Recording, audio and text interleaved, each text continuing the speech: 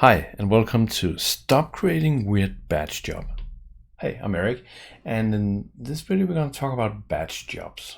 And what is a batch job? Let me show you. And this video takes a weird turn for a couple of minutes here. This is Navision 3.56 from 25 years ago, the grandfather of Business Central. And if I go, let me actually move my cursor there. If I go to design here, we can see that we have tables and windows and called function, but it's code units and menus and reports and stuff like that. We also have a object type called a batch job. So what is a batch job in here? Well, post a lot of invoices, batch post invoices, batch post sales and purchase, copy a budget, create an accounting year, delete invoice, purchase order, sales orders, batch jobs. And in this version, we had an object type called batch job. We don't have an object type called a batch job anymore. So what is a batch job? Let's actually define that for a second. Or let me give you my definition of a batch job. A batch job is a singular function that you can call that will do something. It could perhaps post a journal, it could delete sales orders, it could run the cost adjustment. It's a specific job. The batch job is typically has some parameters, input parameters, and the batch job it's not really producing an output, it's more doing a job somehow, where the output of the job is the result of it is in the data, so to speak. So what happened after the old one is that I think the creators looked and say, okay, batch job is basically the same as a report with no output. So think about a report that never prints anything. So if I go back to Visual Studio Code here, what we can do is let's create a new report. Just to show you what I'm talking about, I'll actually use the file wizard here. So let's create a report. Let's call it my batch. Good name, and we'll just run it on the customer table here. So normally we would create a report, and there we will add a lot of data to the data set. But data set is only relevant if we have layout. But we're planning on creating a batch job. So we'll just ignore this, and I'll just clean this up a bit. There's some stuff in here that we really don't need.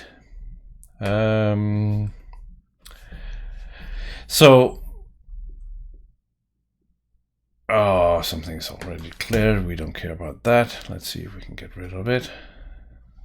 Let me actually do a reload here. Sometimes Visual Studio gets confused. Now I think we're good. Okay, so the secret sauce is that a report can have a property called processing only. And processing only, if you set that to true, then there's no output. So now if let's run this thing, and I think I created a there we go. I just before the video started, I added a action. So let's see if we can run this guy. We can.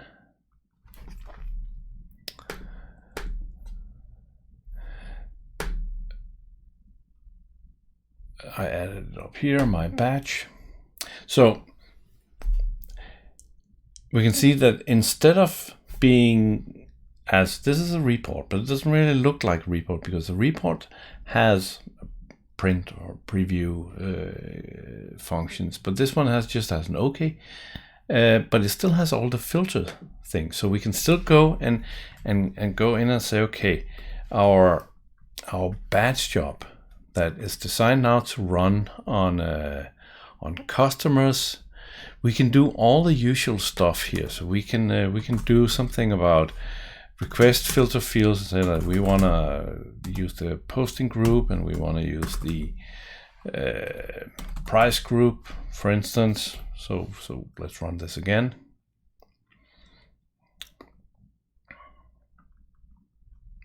So if you're creating a batch job, so now we got those filters on here. So the report comes with a built-in page, and the title of this video was "Stop Creating Weird Batch Jobs," and the reason for this is that quite often I see that instead of using this logic that we have, the tools that's given to us, then developers instead, like they create their own page, and then there's an action to run something, and then the code is sitting in the code unit, and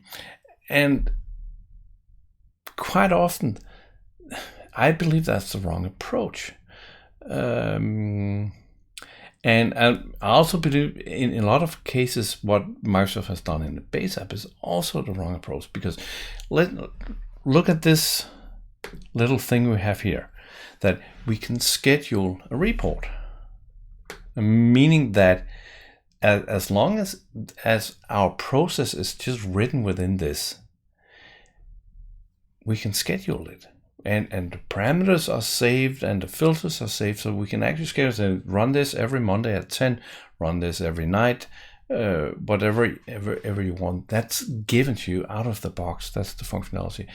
And I think actually Microsoft is missing a big opportunity to re-batchify a lot of like the posting routines and stuff like that. So that could actually be done like this and take advantage of all this. So we can, let me rephrase that. So one of the reasons I often hear that you create a page and then run the things differently is that, oh, but we need to do a lot of stuff on the page to prepare. But that's not really a valid argument, because the request page part of a report is now a page. So let's say that for some reason we want to grab. See that? I just broke the compiler. That's like a bonus if somebody from Microsoft is looking. You know what? Let's ignore that I broke the compiler and just keep on trucking here. So I create a variable and let's add that up here. I broke it again. Let's put this in here. Okay, let's try to reload.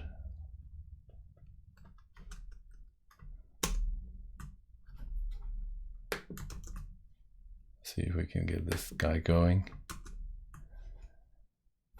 Come on. There we go. Application, whoops.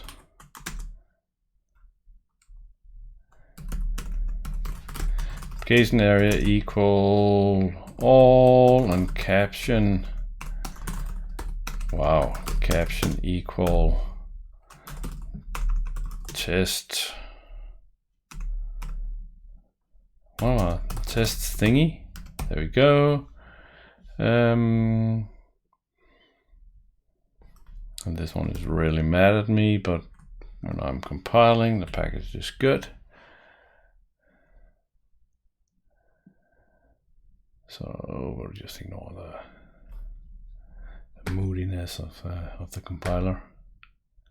So now we have another field on the request page. So the lower part is generated by the data set, but the top part is generated by you. So you can make the page look whatever you want.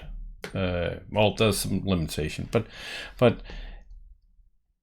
it's very rare that you can't get the data you need. You can also do lookups and all that good stuff from here. And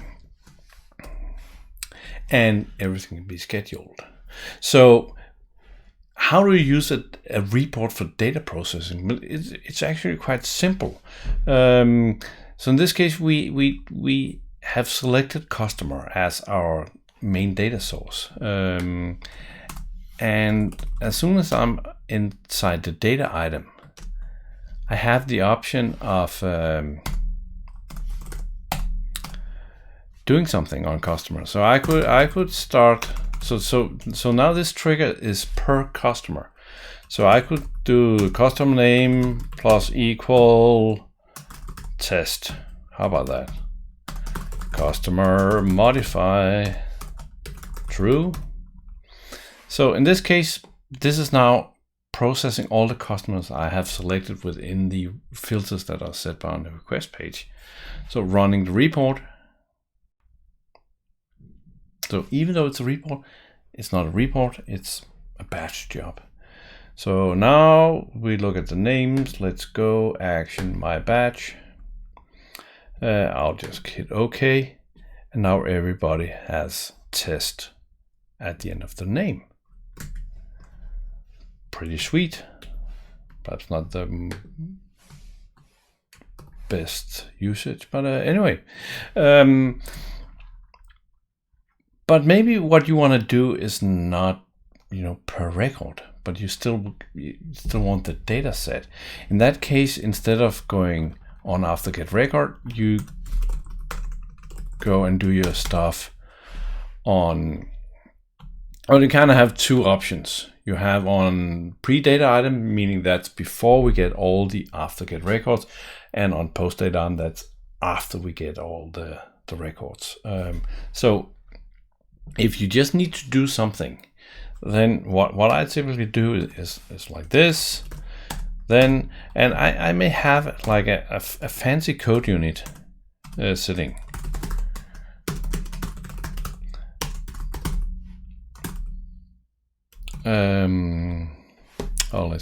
It does not. I'll just do.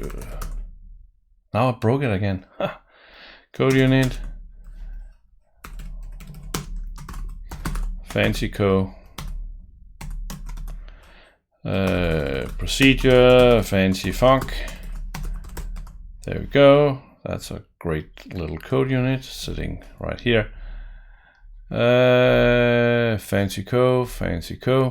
So maybe this one actually takes. Wow. Let me actually kill Visual Studio Code completely and then reload this one. See if it's more happy.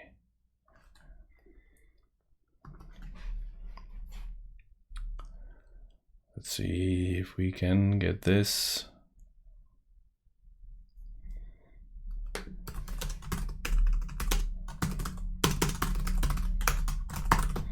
So in this case now I have, it's really not liking me tonight. Okay, I hope you guys can abstract from that. So meaning that here we have fancy and we have a fancy func, and the fancy func takes the customer as a parameter.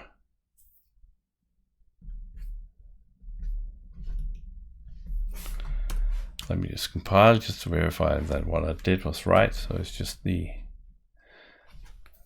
editor that's messing with me. So in this case, I may have all my fancy stuff sitting down here in the code unit. But instead of just calling that from a page adding an action, I put the batch job in as a slice between, giving the user the option to filter, giving the user the option to schedule, giving the user different ways of running this. You also have the another great option with this is that you can go in and put the report into the search function, so it can be called independently of actions sitting somewhere on a page. So this is how I typically encapsulate a batch job, a process. You put it into the report, set the processing only to true, and then you process your data in here, thereby giving the users all the options of scheduling and fancy filtering if that's needed for what you're doing. And I do enjoy the on after get functionality, because that kind of simplifies the process. If I'm like the example we just talked about, running on the customers, well, then the loop is taken care of. I don't have to program that because that's already given to me by the report. So this was inspired by something I stumbled upon and said, I've seen this too many times. So I hope you enjoyed it. Until next time, have a wonderful day.